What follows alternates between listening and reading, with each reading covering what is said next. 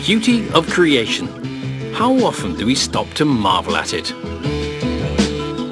Well, today we're doing just that. As we reach the height of summer, somewhere, and more of us are spending time in our gardens, we've come to Britain's most popular horticultural centre to see its connection to God and how that's being celebrated with a new attraction. And at a time when such attractions are at their busiest, I'm here at one of the country's most visited places of worship to discover a sacred garden that's been around for hundreds of years and find out how gardening and music complement each other. We'll also be catching up with the Cause, a Christian family who this week face their own gardening challenge. As well as hymns and performances from across the UK, inspired by and celebrating God's creative powers. Welcome to Songs of Praise.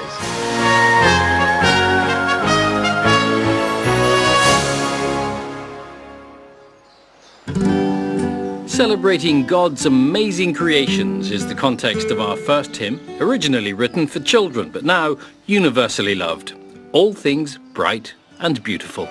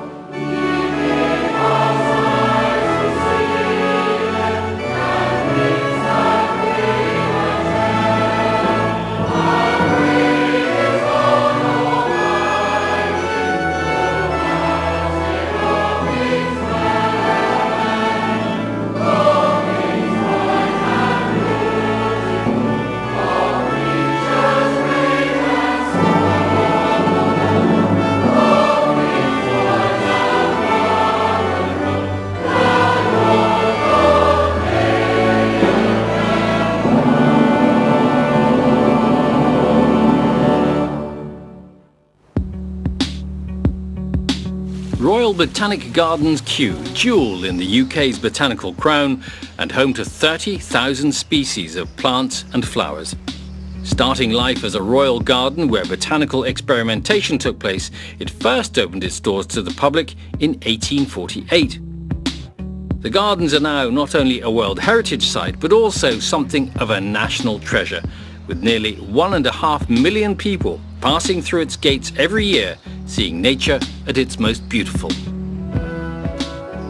And you might not know that this most famous of gardens has its own parish church, St Anne's, which this year is celebrating its 300th anniversary. To mark this milestone, Kew has introduced a faith trail, which opens later this month.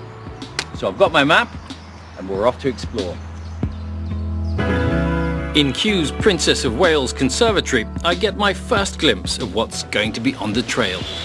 The idea was basically to have a look at the plants and to see what's the history and the culture that lies behind it and how they are kind of significant to the people of different faiths. So what sort of things are we talking about here, say, for instance? Well, over here we do have the lotus, which is sacred to the Buddhists, and it's also sacred to the Hindus, and it's considered as a symbol of purity.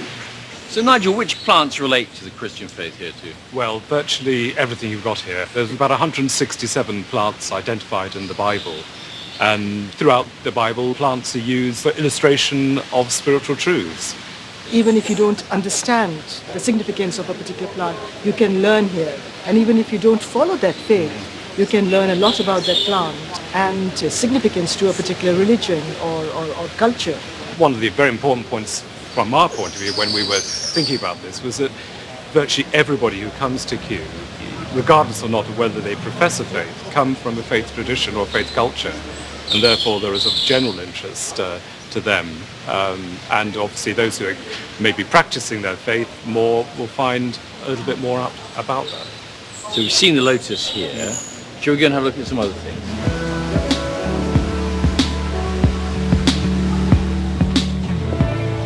So this is special here, isn't it? What is this now? Yeah, this is very special. This is the frankincense tree.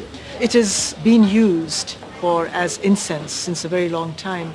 Yes, we use it every Sunday at St. Anne's, and I'd never realised this is where it came from. What's the religious significance of it, though?